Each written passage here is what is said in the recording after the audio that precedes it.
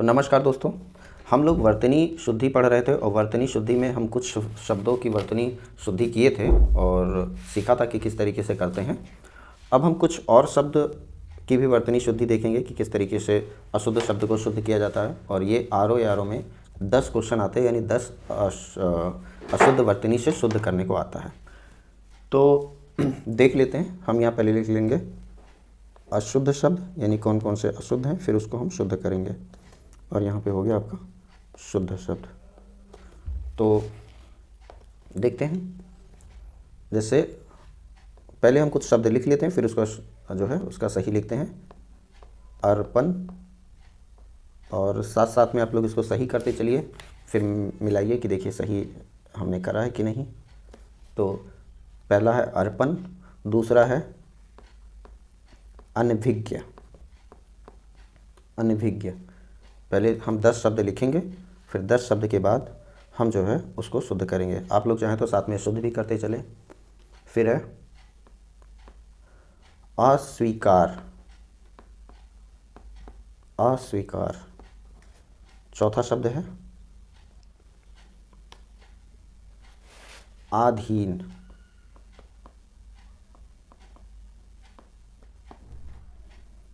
पांचवा शब्द है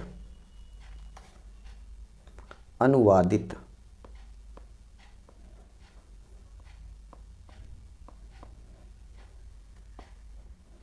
छठा शब्द है अकृत्रिम।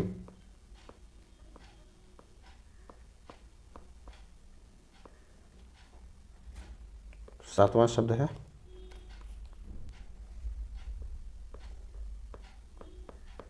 आशीर्वाद। आठवां शब्द है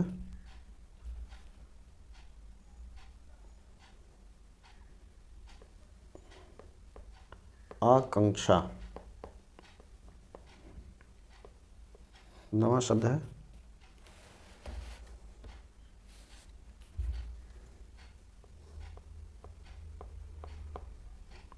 अट्टालिका। और 10वां शब्द है आधिक्यता।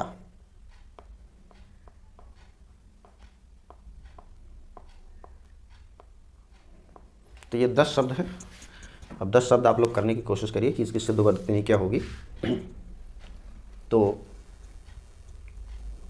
पहला है अर्पण। तो अर्पण में इसका जो सही शुद्ध वाक्य है वो है अर्पण। अर्पण नहीं होता है, अर्पण होता है। फिर दूसरा शब्द है अनभिज्ञ। तो अनभिज्ञ में देखिए, ये जो आधा गा और या लिखा, इसकी जगह ज्ञा होगा, यानी अनभिज्ञ होगा। अनभिज्ञ। उसकी बात देखते हैं अस्वीकार। तो अस्वीकार में शब्द तो सही लिखा हुआ है, बस इसमें क्या होगा कि यहाँ पे बड़ी की मात्रा होगी, छोटी की मात्रा नहीं होगी। तो अस्वीकार। नेक्स्ट देखते हैं आधीन।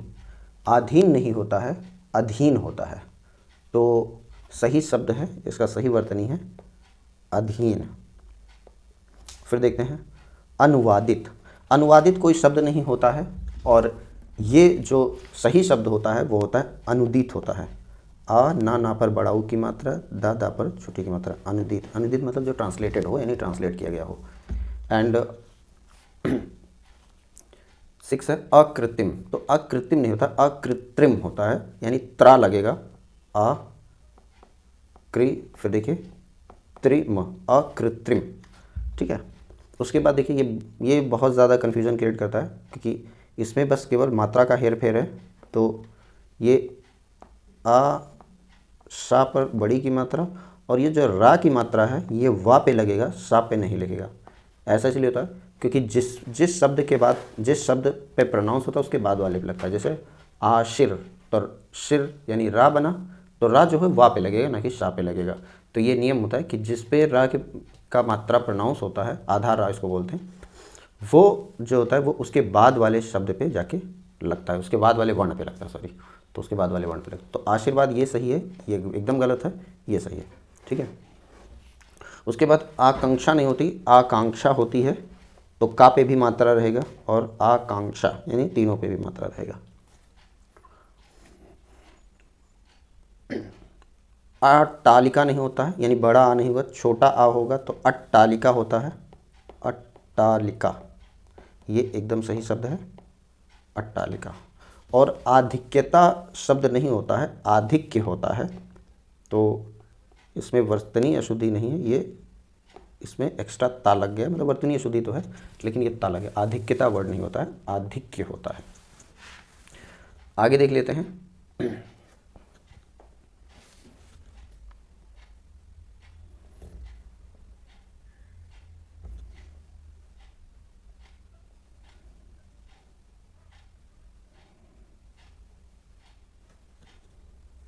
यहाँ पे हम लिखेंगे अशुद्ध शब्द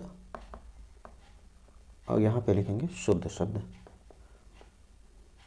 अब हम कुछ वर्ड शब्द फिर लिखेंगे और आप लोग पहले उसको लिख के देखिए। तो 10 उधर हो गए थे, 11वें नंबर का शब्द देखते हैं, पहले लिखते हैं और आप लोग भी साथ साथ में करते चलिए, फिर उसके बाद मिलाइए कि आपने कितना सही करा। ठीक है, तो एक शब्द है, ये बहुत ज़्यादा यूज़ होता है और इसको लोग गलत लिखते हैं, तो देखिए अंतर्राष्ट्रीय, इसको करेक्ट करने की कोशिश करिए कि अंतर्राष्ट्रीय कैसे लिखा जाता है। ये बहुत ज़्यादा इंपॉर्टेंट शब्द है, यानी ये पेपर में आने की संभावना है। अंतर्राष्ट्रीय गलत लिख लेते हैं लोग। 12 नंबर पे है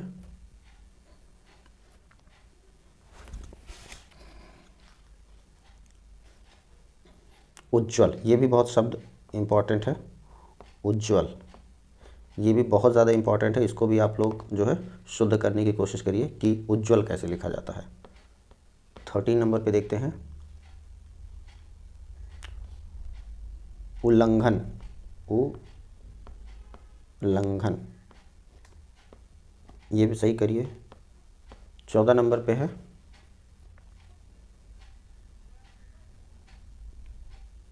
उरीण, उरीण। 15 नंबर पे प्रश्न है उद्देश्य, ये भी इम्पॉर्टेंट है। उद्देश्य, ये ऐसे शब्द हैं जो दैनिक जीवन में प्रयोग होते हैं, तो इसको भी आप देखिए, इम्पॉर्टेंट है, इसको करेक्ट करने की कोशिश करिए। 16 नंबर पे है उपलक्ष्य, ये भी इम्पॉर्टेंट है, उपलक्ष्य, इसको सही करें, ये भी इम्पॉर्टेंट है, मार्क कर लें। 17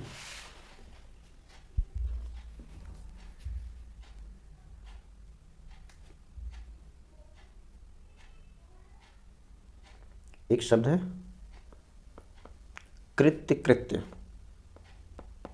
ये थोड़ा सा टफ है और इसको सही करने की कोशिश करें। कृत्य, कृत्य कैसे लिखा जाता है। और एक शब्द है बहुत ज़्यादा इम्पॉर्टेंट, कार्यक्रम, कार्यक्रम, तो कार्यक्रम में कैसे लिखते हैं। 19 नंबर पे देखते हैं कीर्ति, ये भी कन्फ्यूज़न क्रिएट करने वाला शब्द है, कीर्ति। एंड 20 नंबर पे है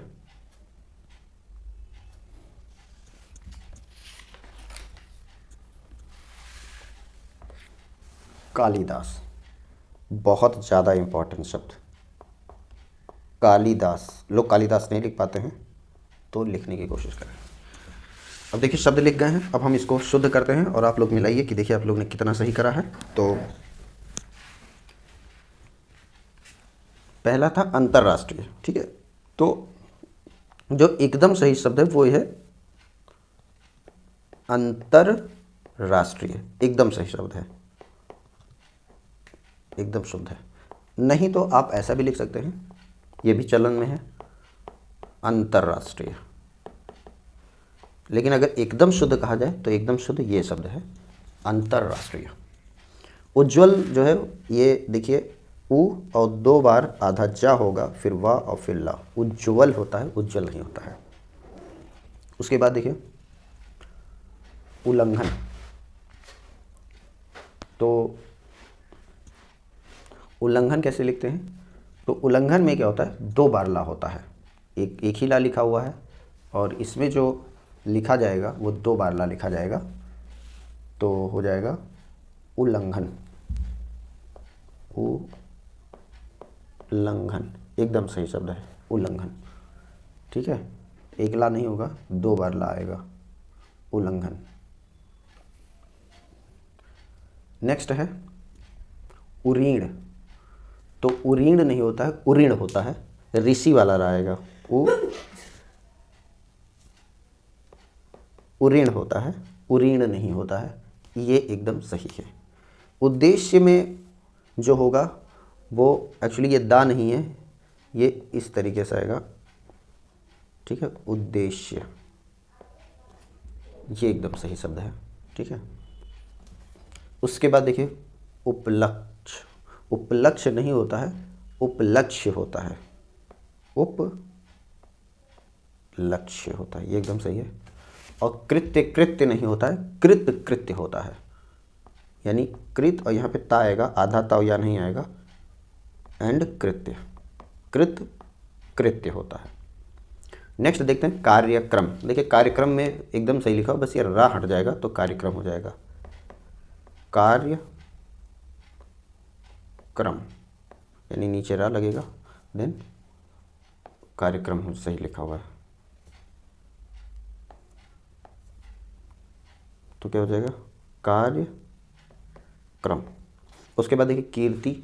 तो कीर्ति में जो का पे होगी वो बड़ी ई की मात्रा होगी और ता पे छोटी की मात्रा और रा, कीर्ति।